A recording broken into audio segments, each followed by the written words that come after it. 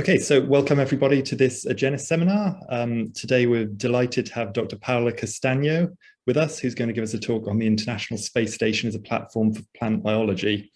Paola is a sociologist of knowledge and science who's just joined us here at Exeter as a research fellow on the ERC project, A Philosophy of Open Science for Diverse Research Environments, working with Sabina Leonelli.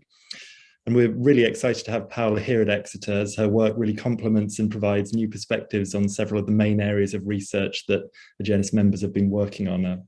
Plant biology is my personal favourite of those, but also a range of areas in STS and questions of science undertaken in unusual circumstances that will really interest many of our members.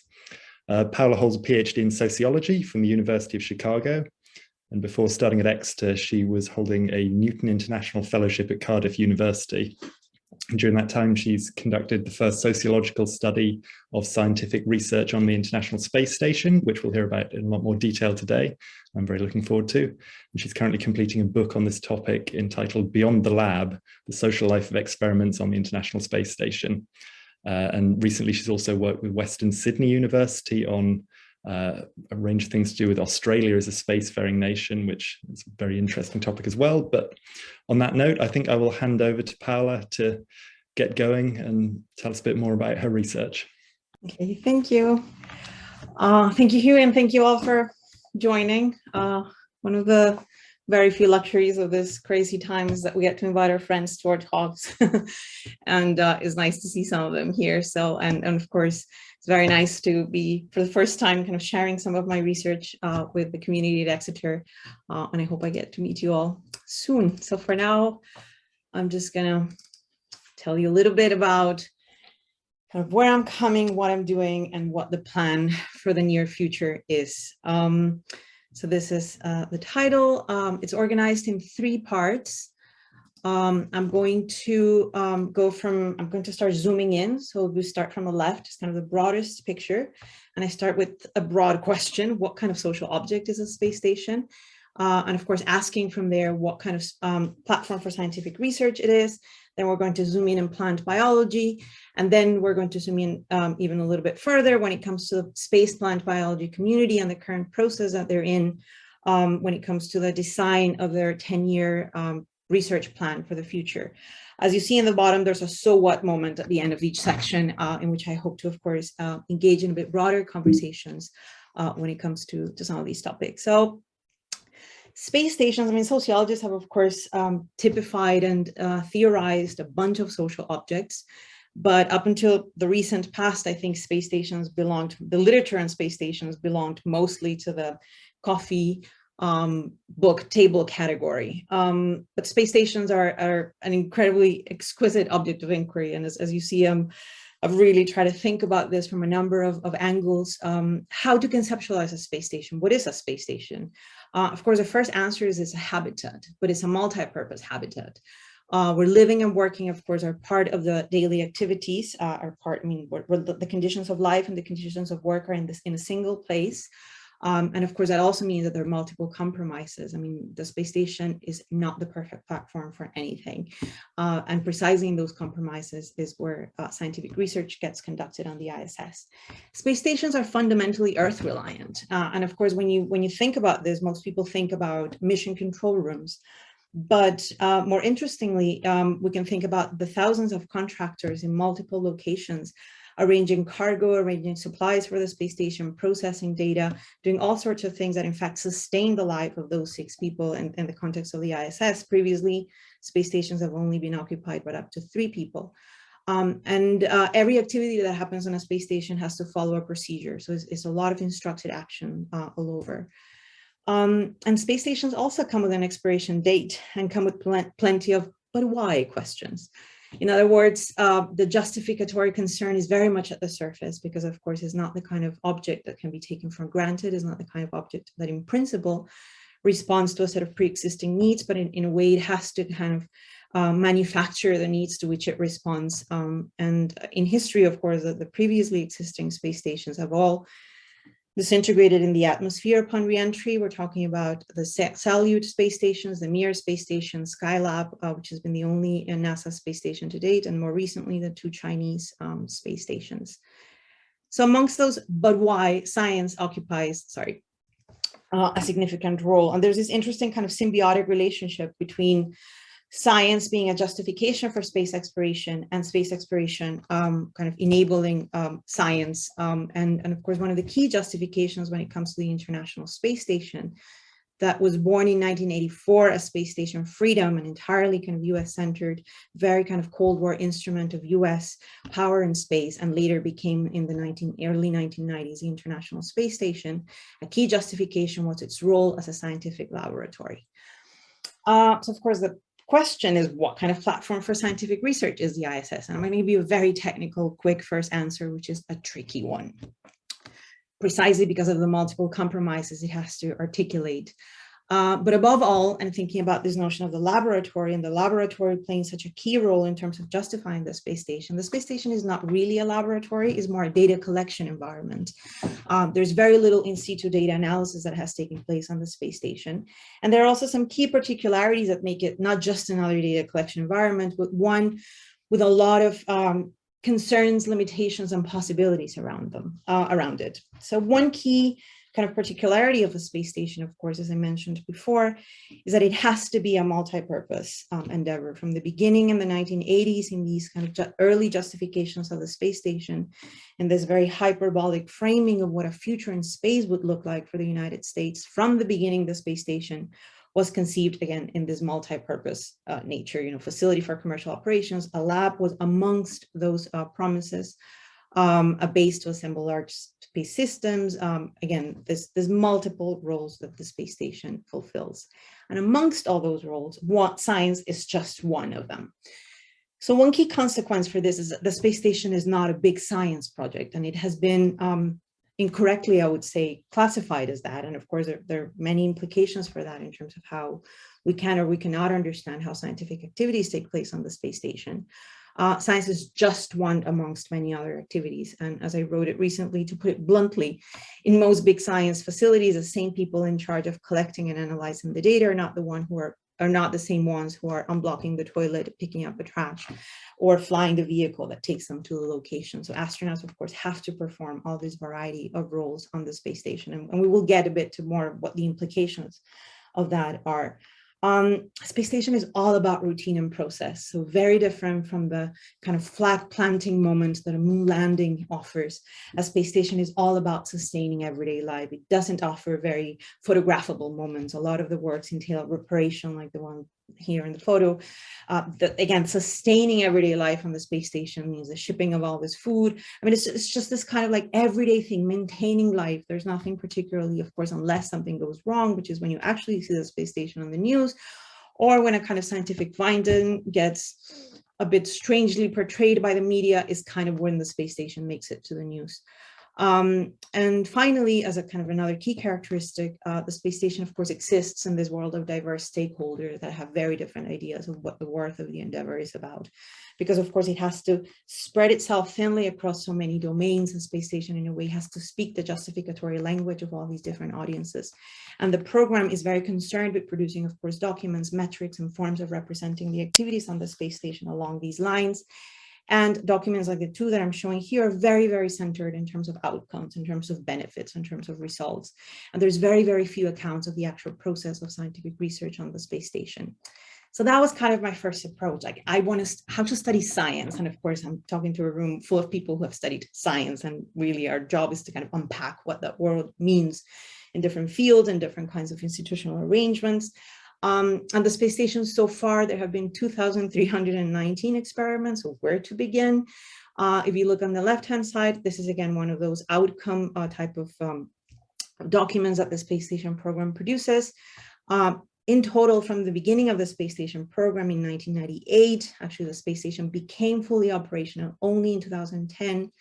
A total of 3,285 publications have come out of the space station. Amongst those, that's the number of peer-reviewed journals. Is that a lot? Is that a little? Is that, I mean, CERN produces about 1,000 papers a year. The Hubble Space Telescope reached its 10,000th publication a decade ago. I mean, what do these numbers tell us? Very little, in fact, because if you moved your gaze to the right-hand side, it's actually more interesting, at least for me, when it comes to the space station, to actually think about it, try to unpack what these experiments are about and what the actual process of conducting them what the actual process of conducting them is. And that has been my task for the last 6 years. I chose 3 experiments, and I'm treating them, of course, as my units of analysis. And this is why where the name of the book, half of the name of the book comes from. This notion of the social life of an experiment is, of course, a process of executing the experiment, but also I'm very interested for epistemic, but also for broader reasons in the assessments of value of how the space station scientific endeavor is assessed by different audiences. So the 3 experiments I chose were Veggie, an experiment basically focused on the production of edible plants, mostly leafy greens for astronauts, where astronauts, of course, are acting as delegated laboratory technicians, executing these activities as directed by the researchers on the operations teams on the ground.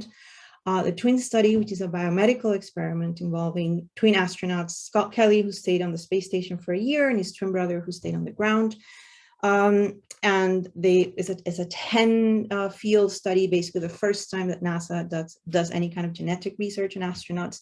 And again, responding to big questions about what happens to the human body when it comes to the extreme conditions of space in a long duration state. And the last one is the alpha magnetic spectrometer, which is a particle astrophysics experiment looking at cosmic rays and trying to elucidate things related to dark matter and antimatter. If anything, this one experiment is the one that resembles more what we know, at least under the category of big science. It's a collaboration made up of 500 physicists, hosted at CERN. The PI is a Nobel Prize in Physics.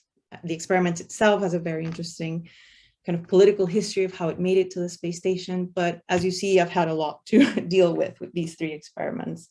So my Sowell moment number 1, and this is not the full book, but it is one key aspect for me when it comes to the understanding of these experiments. So I'm trying to propose, of course, a broader understanding of the experiments, a series of events in different locations, laboratories being just one among them, involving multiple actors and assessments of worth.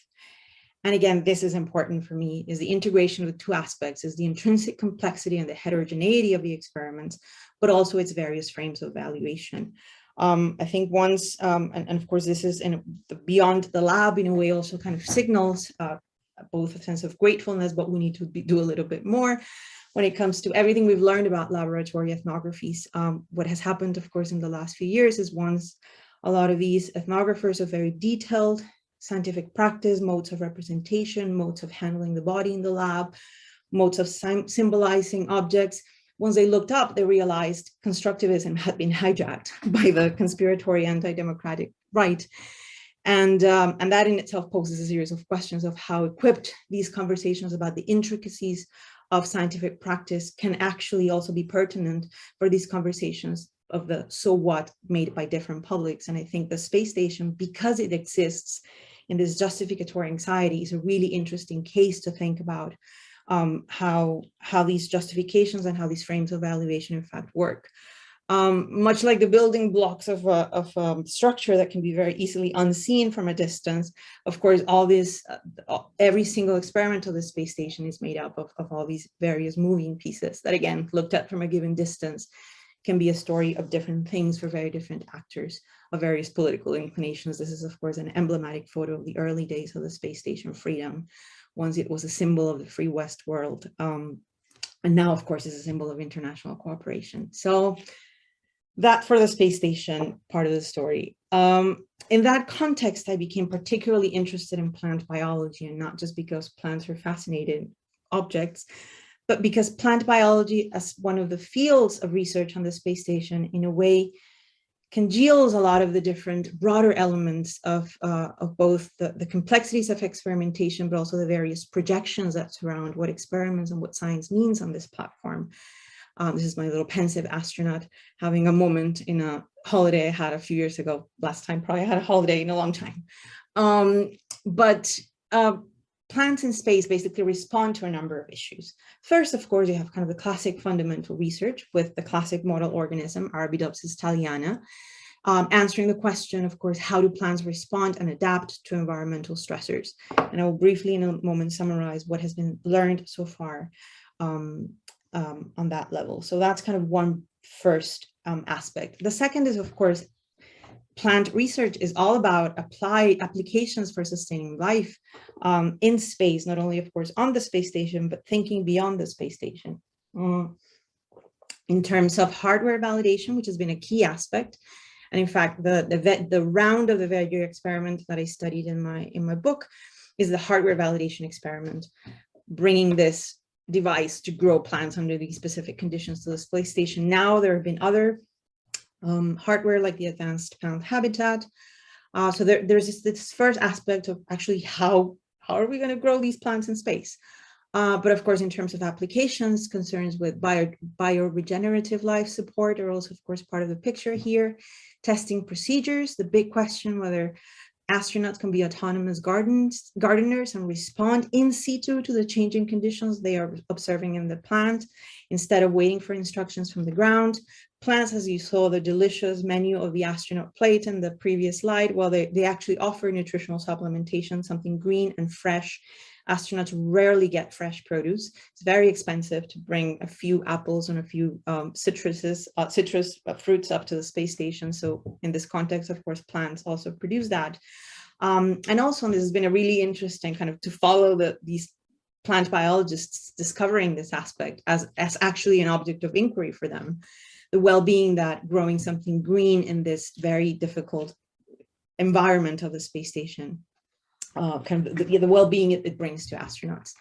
And yet a little bit more. There are also applications for Earth because a lot of these, especially in the crops line of research, they're very much in dialogue with closed system agriculture, and they also conduct a variety of outreach and educational activities. So in fact, children in deprived neighborhoods in Miami that are related to the botanical garden, they're actually part of a project with the Kennedy Space Center that selects crops, potential crops for astronauts. So as you see, a lot going on, and a lot going on in all the various levels of and realms of pertinence that the space station itself wants to be pertinent for.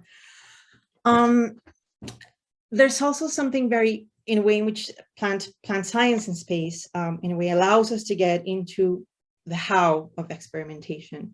And I think plant science in a way also kind of exemplifies the laborious process of sending experiments to the space station. And first, just again, a small kind of clarification. Again, the model organism research is mostly presented in terms of enabled by the conditions of space, whereas crop research, of course, is considered more along the lines of enabling the habitation and sustaining of life on the space conditions. The affiliations of these researchers, a lot of the applied crop research happens with NASA affiliated scientists, the Kennedy Space Center in Florida, whereas the kind of model organism research is mostly, and again, these are not entirely like divided strictly along those lines, but this is pretty much what the landscape of the community is. They are mostly affiliated at universities. They all participate kind of in the network of citations of what Crane once called the invisible college. But at the same time, they shared hardware and they share the experience, of course, of bringing their science to the space station in these very unique conditions. There are three key elements to bringing an experiment to the space station. The first one, and I love this quote because it was kind of early in the project, but someone says, if you want me to put it to you quickly, we have to put our lab in a shoebox. Of course, because of up mass, because of weight, because of complexity aspects of the execution of experiments, things have to be put in their bare minimum terms. This is an example of a plant growth chamber where astronauts have been growing lettuce on the space station since 2015.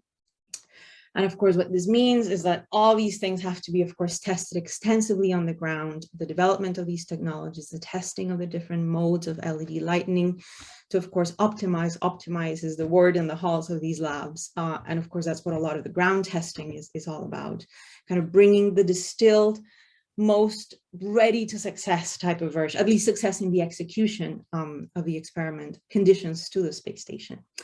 So next to downscaling, there's an element of delegation. I mean, yeah, it ended up being the 3Ds. I really wasn't planning for that, but, and in a world that loves acronyms, DDD is not a really good one, but anyway. So delegation is, of course, a key aspect of this and a fascinating one that I unwrap a lot in my chapter about veggie in the book, which is these astronauts have to be the eyes and the hands of scientists in space. But the way in which that happens is via very laboriously also made instructions. that begin with the researchers themselves, that pass through the NASA Marshall Space Flight Center, where actually all the science operations happen, and actually is the mission control on Marshall that gets to talk directly to the astronauts. So scientists are kind of standing by in case there's some major question, there's some major mishap that they can help troubleshoot, but in principle, the execution of an experiment is a skillful execution of a pre-established protocol, in this case called procedure. This is the schedule of an astronaut. So that, of course, and in terms of the expertise of astronauts, still it's a small percentage of them who are scientists with PhDs, but even if they are, of course, they are either geologists or microbiologists. But then if you look at this schedule, they have to perform experiments across fields. And in each one of them, of course, they have to execute the instructions. I mean, astronauts are not really up there when it comes to our sympathy for, of course, labor conditions, but this is a pretty demanding work environment. The stress, and there's a beautiful study, anonymized astronaut journals that I, of course, draw a lot on from my book, where they basically talk about their ongoing frustration about the ticking clock, about that red line, and about if anything goes wrong, they have to go back. And the day is delayed and they skip the meal, they have to exercise 2 hours a day. So they have to move on very quickly through all these activities throughout their day.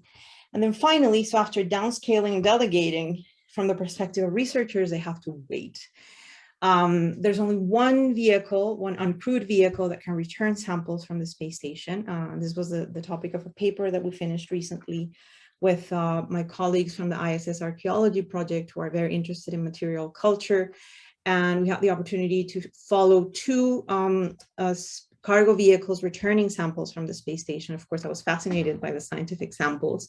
There were some lettuce leaves and there were some other biomedical samples that came back.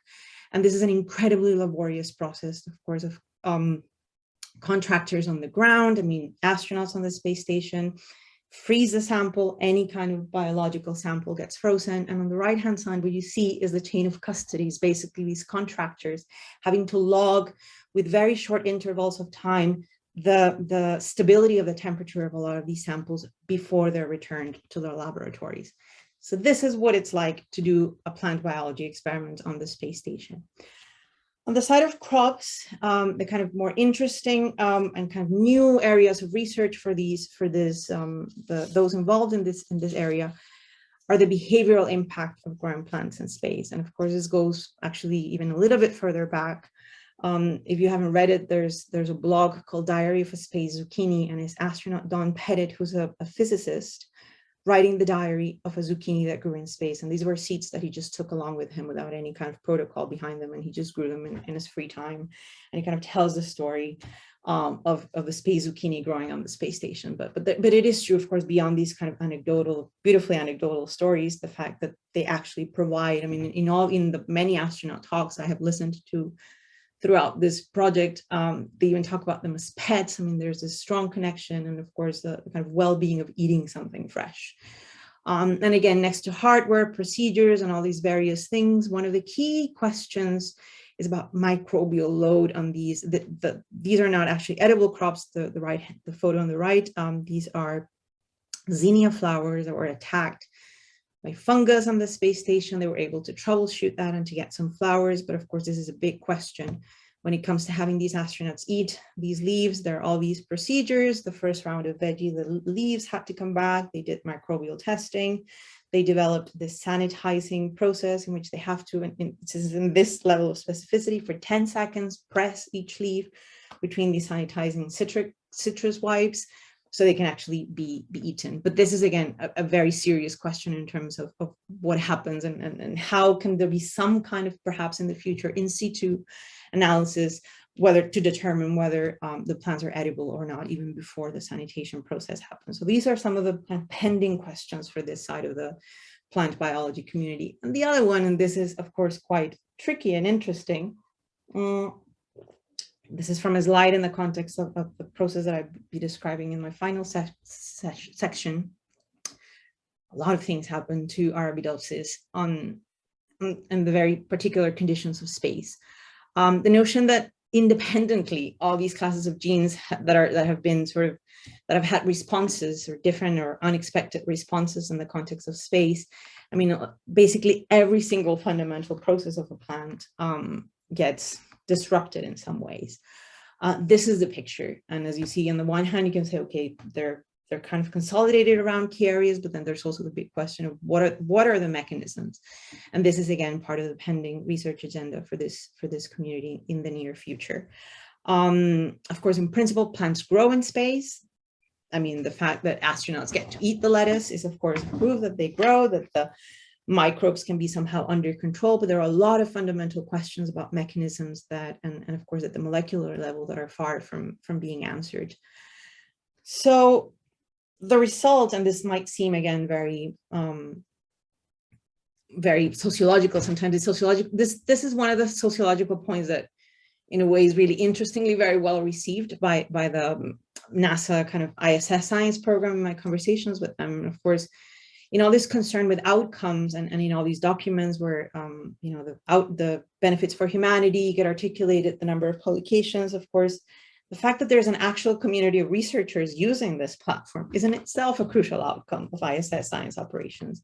The fact that there are research programs here that are being articulated, that are being formed, and in fact that it's somehow a viable career, and this somehow viable career, and this is where the photo on the left comes from. There was the American Society for Plant Biology held a webinar at the beginning of 2020.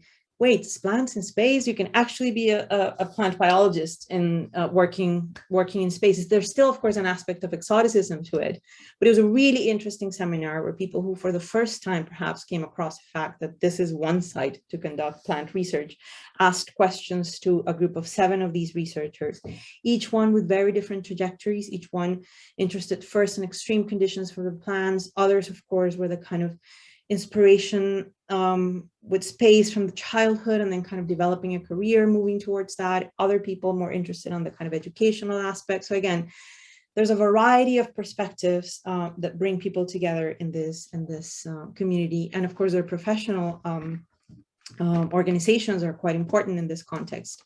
The American Society of Gravitational and Space Research, in fact, plays a key role bringing a lot of these researchers together, and of course enabling a lot of these conversations, as I will describe in the next section. So the picture in terms of knowledge acquired, and this is from a recent paper, current knowledge of plant spaceflight responses is drawn from a disparate series of experiments performed by a wide range of experimenters, each pursuing a particular hypothesis or goal. And this, in a way, is true for all of space station research. In a way, it's a kind of patchwork, and it has a lot to do with how the program initially has summoned researchers to utilize a platform. At some point, as someone told me once, promises were made too early. The space station program went through a lot of descoping, particularly when it came to its scientific capabilities, and then interest faded. And then we kind of had to go back and bring researchers to the International Space Station. So for instance, as early as the 1990s, the space station program, back when it was still Space Station Freedom, was of course trying to bring researchers to utilize a platform. So in a way, the kind of patchwork nature of space station science, a very difficult job that these ISS program officers have when it comes to curating results from the space station is a result of that. Sometimes, of course, when you hear in a congressional hearing, the chief scientist of the space station sitting in front of a congressman with a 5-minute attention span saying, give me the 5 big discoveries that have come out of the space station, the answer from that person is, and inevitably has to be, a kind of inventory of things that are not necessarily very much related to each other.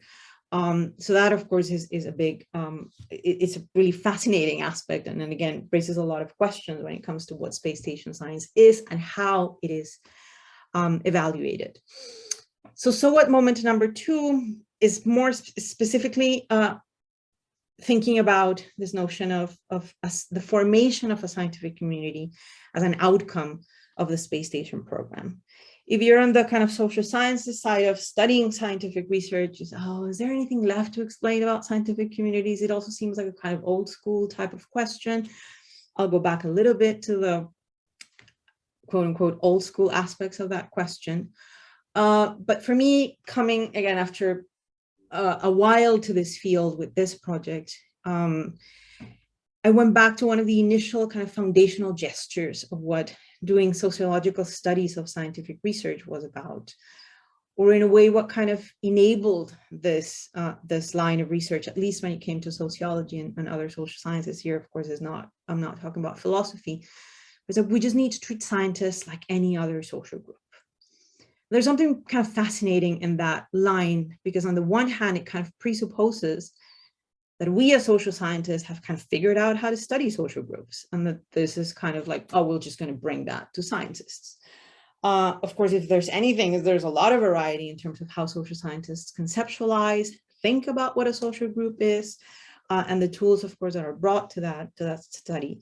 But second, and I think this became, in fact, a method for some forms of laboratory study, it also entailed that you could do away without the content of the scientific practice. Like if you just basically can move the word scientist and you can put churchgoer and you can put family member and you can put bureaucrat or you can put any other kind of social actor, that basically means the content of their practice becomes less interesting and more the kind of formal explanation that you're trying to provide. And there's something deeply unsatisfactory about those two answers. And of course, these are the things that I'm trying to think about right now as I approach with more detail the space plant biology community.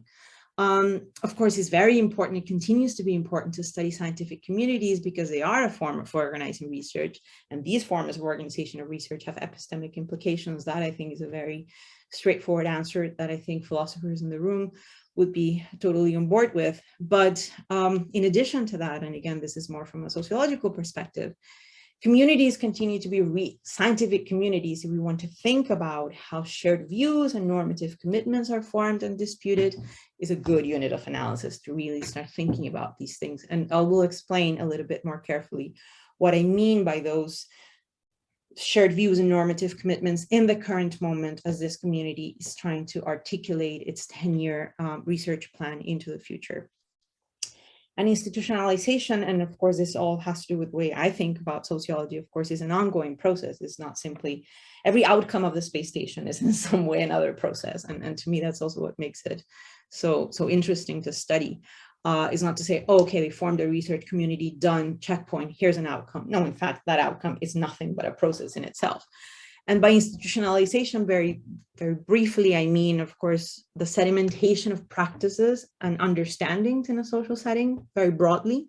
In a way, this mode of doing science, in a way, is what these people have learned in the last decade, right? I mean, this downscaling, delegating, deferring, I mean, the navigation through the various calls for experiment and navigation through the various hurdles of doing science on the space station.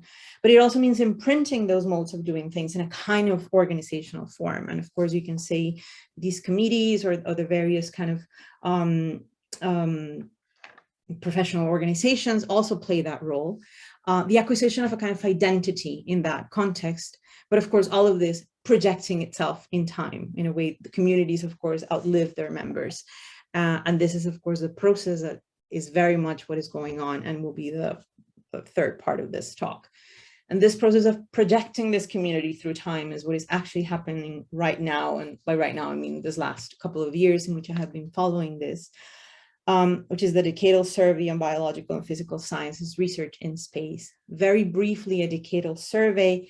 I'm just going to read the official definition of the National Academies of Science, Engineering and Medicine in the United States. The Decadal Survey report presents a compelling program for the coming decade that represents the prioritized activities for the relevant U.S. space science community. Community participation is strongly encouraged, and all fact-gathering meetings are open to the public. Deliberations are held in closed sessions in order to ensure independence from external influence. The distinguishing features of the process are inclusiveness through white papers, independence from external influence, and transparency wherever possible. So the National Academy of Sciences broadly, and the Decadal Survey as one form in particular, are NASA's interface with the scientific communities, as stated by the head of one of these committees, from the community through the academies to the agencies. Decadal surveys, as you see in the small picture on the right, They're very common in other fields of space science, of course, astronomy and astrophysics being kind of the field that has kind of the longest trajectory when it comes to having or crafting decadal surveys. And in the case of biological and physical sciences, this is only the second decadal. The picture on the left is the 2011, where a lot of precisely this promises were made too early, interest faded, and then we had to kind of go out and summon a research community. The process was very much at the center of this decadal survey. What can the space station as a platform, and this is very centered on the space station, offer researchers in all these different fields? And in the context, of course, as the context of the previous one was kind of, okay, let's bring users to the space station. Let's maximize utilization of the space station. The context for this one is, okay, we've had 10 years of using the space station, now what? These opportunities come around once in a decade. It was another, of course, way to invite different members of the community to participate in these discussions and in submitting white papers. And the whole process takes 2 years. This is a process that has some interesting novelties. The first one, and perhaps in all those things that I've discussed so far from NASA's side, you would think, well, all this stuff, of course, is part of NASA's Science Mission Directorate. Well, no, it wasn't. Up until a couple of years ago, in fact, the Biological and Physical Sciences Division was part of the Human Spaceflight Directorate. And science at NASA basically meant astrophysics, planetary science, Hubble Space Telescope, James Webb Space Telescope, and a bit of Earth science. So the move of this graduation, as some have called it, of this field to the context of the Science Mission Directorate means two things. One is that the nature of these other space sciences as a model is a lot more salient. So as you see this, as I described, this kind of patchworky nature of research, in a way now has to begin to speak a different language, and is a language of these missions, these planetary missions, the flagship missions, which are, in the NASA terminology, is what they're called. For instance, Cassini, like these things, you know, the Saturn studies, the Mars rovers. I mean, these are what NASA calls flagship missions. And now these communities, and in this context, plant biologists have to start thinking along these lines. But also what this kind of organizational move makes quite evident is the enormous resource disparities. And this is in millions of US dollars. These are the budgets for the fiscal year 2022, for instance, for earth science, for planetary science, for astrophysics. And this is the budget for biological and physical sciences. And mind you, this is 30 millions more with respect to last year when they were in the other directorates. So again, this change also places, institutionally speaking, this conversation in a different setting. And there are different stakes, of course, when it comes to what science means at NASA more broadly. Another particularity of this process is the fact that this is already kind of in the kind of ticking clock moment of the space station program. As a space station, its expiration date, quote unquote, is approaching. In principle, all partners for the space station program agreed to keep the ISS until 2024. Now that has been moved to 2030. There are, of course, big questions about what will happen with the infrastructure, if you would have the same fate as other space stations. The space station is way too large for that. It will require a lot of engineering planning. What would disintegrating the space station on the platform, the environmental impact of that? There are lots of questions. Another one would be to kind of detach modules of the space station and kind of reattach them to other commercial platforms. So all of this is very much like up for grabs right now when it comes to the future of the space station. And this is the context in which this community is planning their 10-year program of research towards the future. So at the same time, of course, there are other platforms for research, and this has been very much pitched from the side of the NASA kind of officials who have participated in these decadal meetings. Don't think only in terms of space station, not only in terms of potential kind of lunar space stations and habitation, but also in this wide variety of ways to look at extreme conditions in combination with microgravity, etc. But again, and this also takes place in the context of the commercialization, the rush to kind of figure out if there's any private company that will take over this infrastructure and what that will mean for the future, not only, of course, of human spaceflight in the context of low Earth orbit, but again, for the things that I'm interested in for the future of scientific research. Another key particularity in this context is, of course, open science. In fact, the creation of GeneLab, which is NASA's life sciences data repository, data analysis platform, and processing of unused samples open science platform, was a response from the 2011 Decadal Survey in the life and physical sciences to maximize the research return and utilization of the space station. So this was, of course, proposed in 2011. GeneLab has sort of common line since 2015, and is kind of changing its mode of operations when it comes to how to curate this data. What does it mean to have a repository with this kind of disparate sources of data, given the disparate nature of the experimentation process? So as people from this program have, officials from this program have articulated in their white papers for this decadal, this will require a change in the culture of conducting individual experiments with ownership of the entire process, and move towards community-based reference experiments, where, of course, issues of standardization are a lot more, and interoperability, of course, amongst these data sets are a lot more important. So this is, of course, what I will be thinking about and working on as part of my role in Sabina Lunelli's philosophy of open science for diverse research environments. So please stay tuned, because we're going to have many more questions and hopefully some answers in the next few years, because I'm going to do a full immersion on GeneLab. But as you see, just if I start from GeneLab, you need to kind of have the full picture of where this is actually embedded in the larger modes of doing plant biology, but also in the larger what space life sciences are about. And I think is hopefully that's what I've been able to convey to you so far in this presentation. And finally, another key particularity of this process in this moment is the notion of research campaigns. And again, is space, life sciences and physical sciences speaking the language that, in other words, has been established in these other areas of the Science Mission Directorate.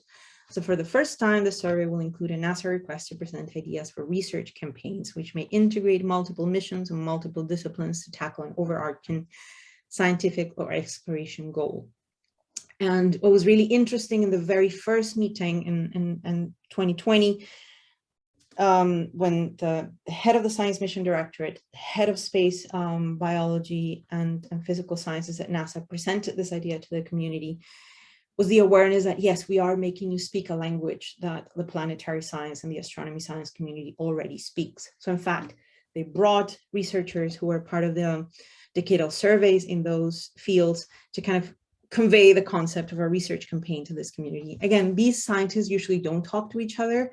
And it's very interesting actually to see how the mode of organizing and the budgets that they're talking about are, of course, completely different to what these researchers, especially in plant science, are used to. So that was one salient aspect of what this research campaign pitch was for this community. But also the direction is, we're actually going to think more seriously about investing towards breakthroughs. And this is a quote from a representative from NASA. I am thinking Nobel Prizes, things that are meaningful, high level, things that are transformative in their way of supporting exploration and or advancing discovery. The call for white papers took place by the end of 2021. 239 topical white papers were submitted, which of course means they remain the kind of usual standard way in which this kind of broader, in this case, I'm not just talking about plant sciences, but I'm talking about life sciences and physical sciences, relate to the academy process. Amongst those, there were 9 in plant biology. And by the end of the year, there were 89 research campaign white papers, and 9 seems to be the magic number, 9 also again in plant biology. Again, to give you a comparison, in the astronomy decadal survey that ended in 2020, there were 800 white papers, and all of them were already conceived in terms of research campaigns.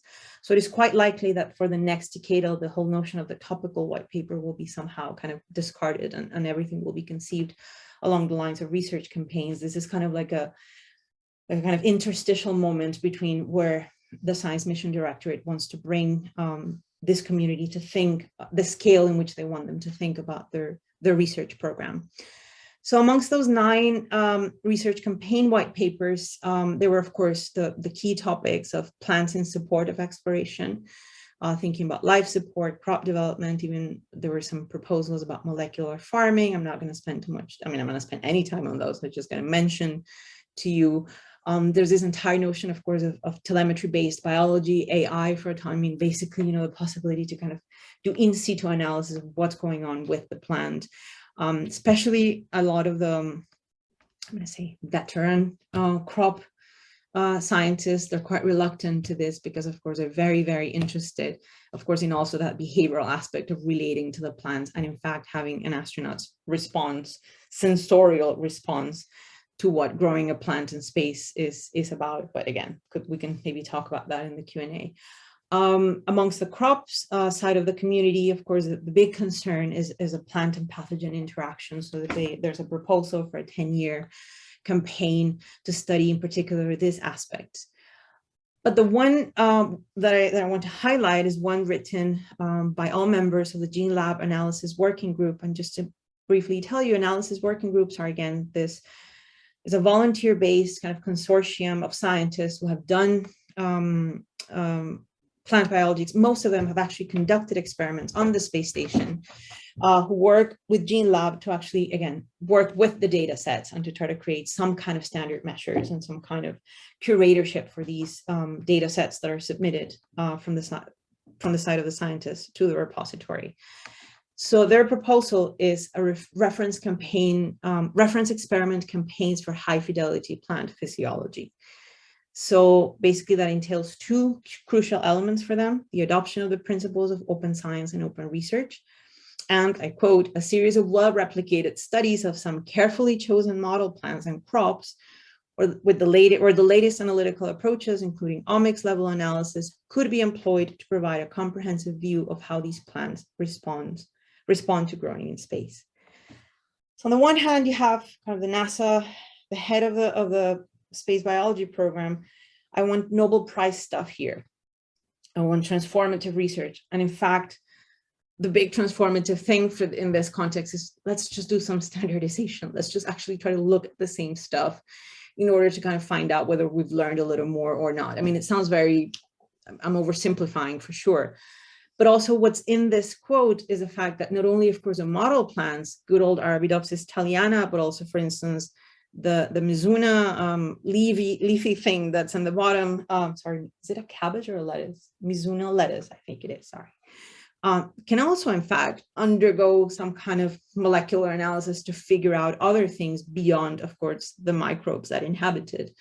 So this might seem from the outside pretty straightforward, but in fact, this is not how this community has evolved. This is not how these research programs have, in fact, been in a way kind of along split lines. Now this is the invitation to kind of bring them together. And this, in this context, is transformative science. So I'm kind of gonna stop there with for the kind of decadal survey process and move on to my last kind of so what moment, and I'll go back to the question of scientific communities. As I said, sociologists, of course, and here I'm gonna kind of stick with sociology, of course. The notion of scientific community has a long history. I think in philosophy, the conversation has been a lot still in a way about Kuhn, about the notion of paradigm and its relationship with scientific communities. The idea of thought collective, of course, flex notion. I mean, these are, of course, ways in which this concept, of course, circulates, and its plasticity or not in philosophy. When it comes to sociology, I see there, I mean, and this here again, I'm kind of schematizing things that are more, perhaps have different filaments, but I'm just going to schematize this in two kind of threads of conversation. On the one hand, this good old conversation about norms and values. And here, of course, I'm talking about Merton, and I'm talking about the ethos of science notion, of course, thinking about the complex of values and norms understood in terms of prescriptions, preferences, and permissions to which scientists abide or not. I mean, again, this is a question that's been wrongfully read as a kind of naive idealization of scientists. And I will just go over briefly what these values are in the next slide.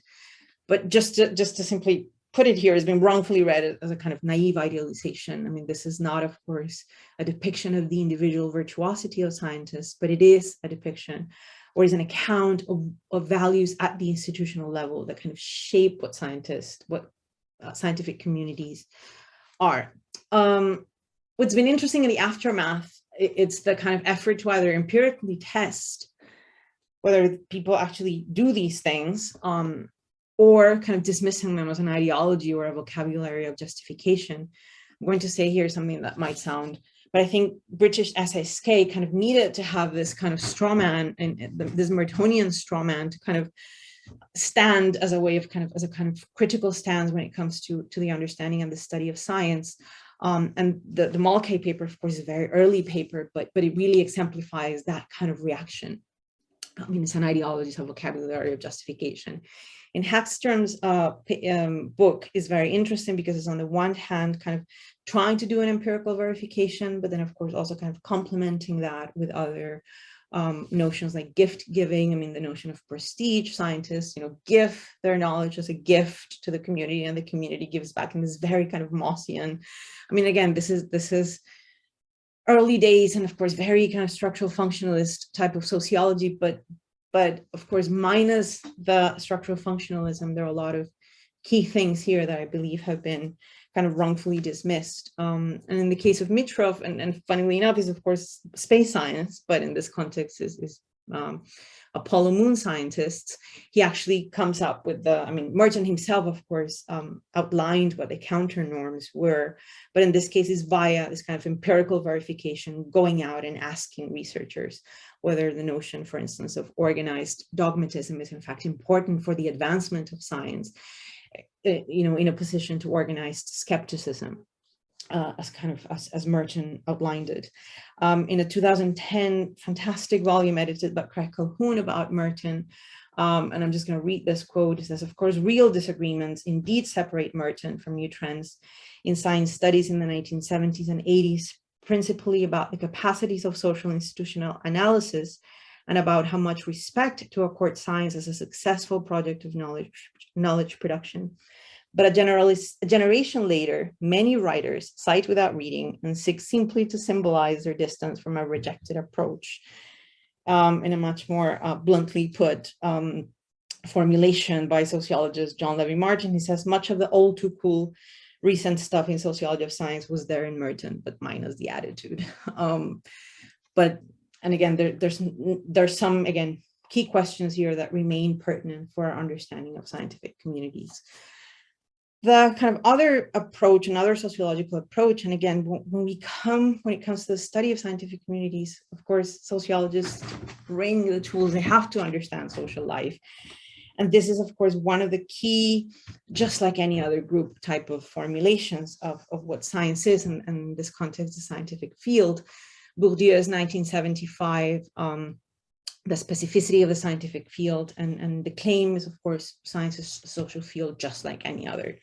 And basically what all social fields are, in his view, are competitive struggles over the monopoly of scientific authority. More concretely put, that monopoly aims for the delimitation of the field of the problems, methods, and theories that may be regarded as scientific. I mean, of course, there are different views about this author in sociology. In particular, something that I find always quite concerning from these views is not only, of course, the actual dismissal of the content, where there's really not much to learn about what these people actually do. And you can, again, change the word scientist for any other kind of social actor, and that'll do. But in fact, is this economic metaphor extended, this kind of notion that this is what all actors in social life. I mean, of course, you change the last name of capital, but you still have this logic of actors competing and actors acting kind of rationally in this sense in a setting of competition. And that's also, of course, very limited. And this is just a side note, not a side note, in fact, is what kind of informs my existence as a sociologist. Maybe I should not have said as a side note. We always seem smarter when we put things along those lines. In other words, and I've had this conversation many times throughout this process of research. Tell us, Paola, what is a space station ultimately about? Well, it's about many things. There are people who find inspiration here. There are people who, see there's plenary purpose. And no, really what it's ultimate about. And there's a kind of satisfaction when the answer to that question is money and power, as if I had fulfilled my critical kind of duties by saying that. And I know I'm oversimplifying, but there is this gesture of this mode of skepticism that in a way articulated along those lines and articulated in those modes of explanation that I find deeply unsatisfactory, because that actually is a quite limiting way of viewing social life.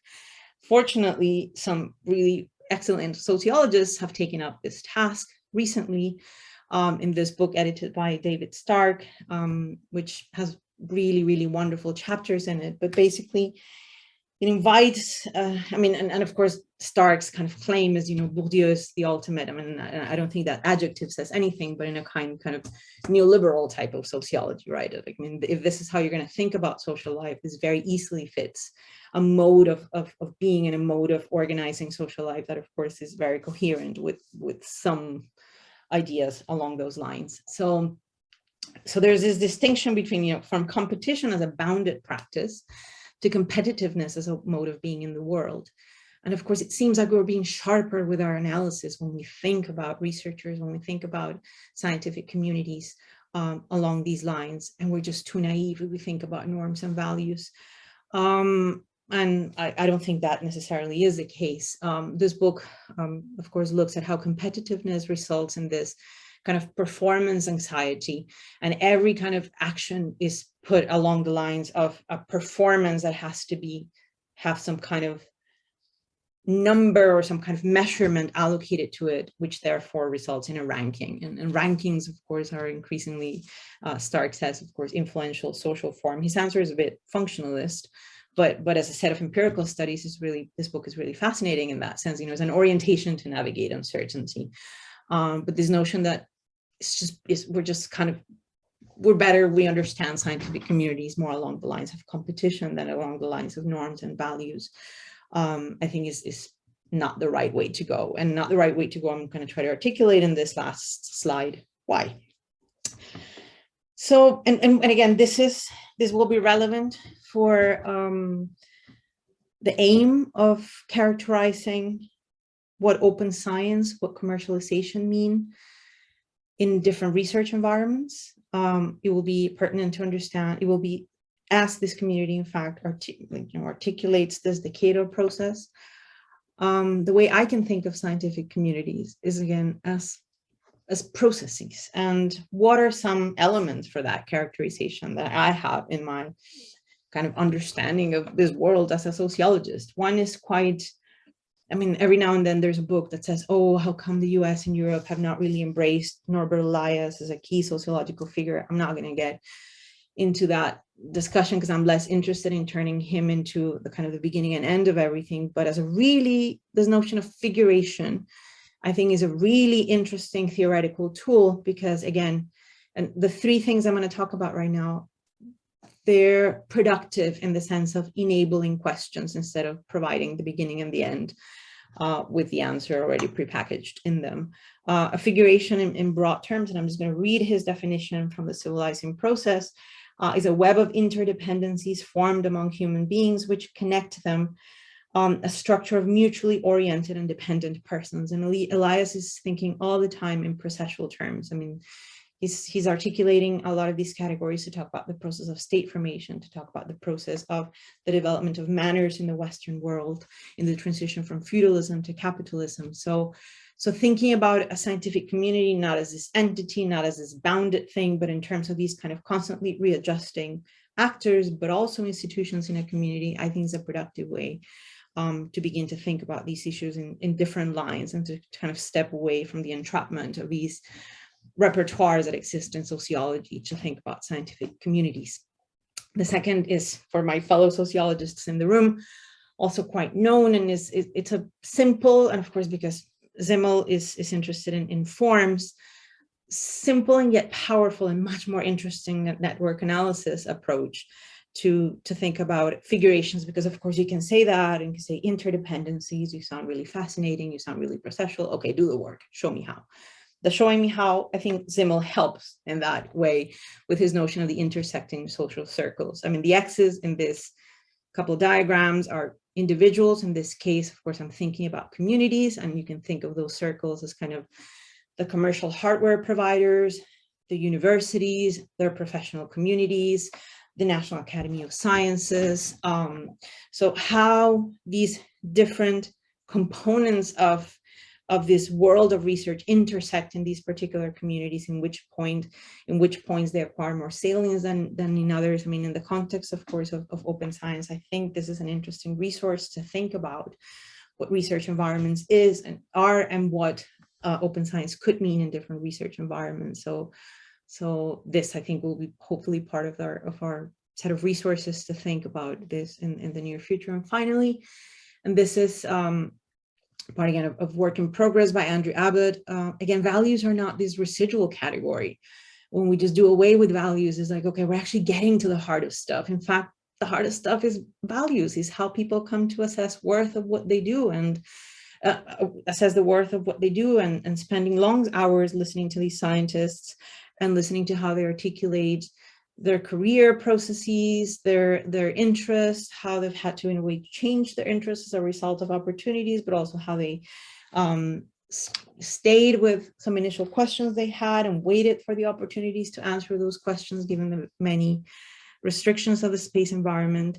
I think the conversation about values and thinking about institutions and kind of congealed values, and thinking about also values along the lines of the questions that a lot of these researchers will have to answer for themselves and for their various, again, intersecting communities when it comes to commercialization, when it comes to open science, when principles between those two logics begin to collide, in the idea of making your data, your scientific process readily available, but then when you participate in a commercial activity where issues of proprietary nature are part of the terms.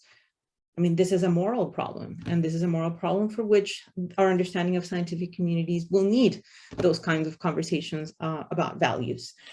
So I'm just going to end there. As I said, this is work in progress, but I just kind of wanted to give you a picture of where I'm coming from. And as you see, I'm coming from a lot of places that I've been lucky enough that have funded me through this long life transforming path of moving on from being a sociologist of state and violence and becoming a sociologist of science in low Earth orbit.